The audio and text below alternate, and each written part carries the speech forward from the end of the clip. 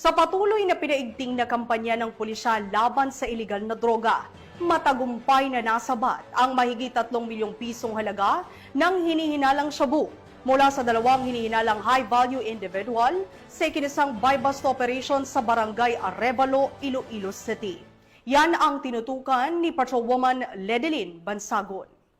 Estado ang dalawang hinila ang high-valued individual sa isang matagumpay na buy-bust operation na sinagawa sa distrito ng Arevalo, Iloilo City, bandang alas 10:24 ng gabi noong ika-26 ng Hulyo taong kasalukuyan.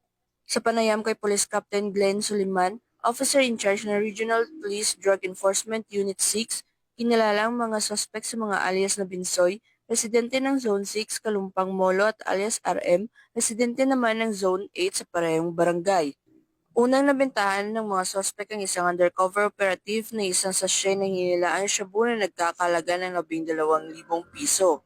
Sa isinagawang operasyon, nasa kabuo ang 530 gramo ng hinilaang shabu ang nakumpiska mula sa dalawang sospek na may kabuuang tinatayang halaga na 3,604,000 pesos. Batay sa investigasyon, lumalabas na ang mga sospek ay aktibong nagbebenta ng iligal na droga sa lungsod at lalawigan ng Iloilo. Inamin pa ng mga ito na sa Manila nila kinukuha ang supply ng ipinagbabawal na gamot. Sa kasalukuyan, nasa kustudiya na ng pulisya ang dalawang sospek at nakatakdang sasampahan ng kaukulang kaso kaugnay sa paglabag sa Republic Act 9165 o ang Comprehensive Dangerous Drugs Act of 2002.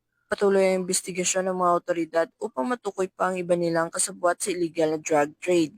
Sa matagumpay na operasyong ito, nagpapakita lamang ng mas pinaigting na kampanya ng kapulisan laban sa iligal na droga upang mapanatili ang kayusan sa komunidad. Hinihikayat din ang publiko na makipagtulungan sa mga otoridad at agad din sumbong ang anumang kahinahinalang aktibidad sa kanilang paligid. Mula dito sa Police Regional Office 6, ako ang inyong Police News Network Correspondent, Patrolwoman Ledelyn Bansagon, alagad ng batas, tagataguyod ng Balitang Pulis.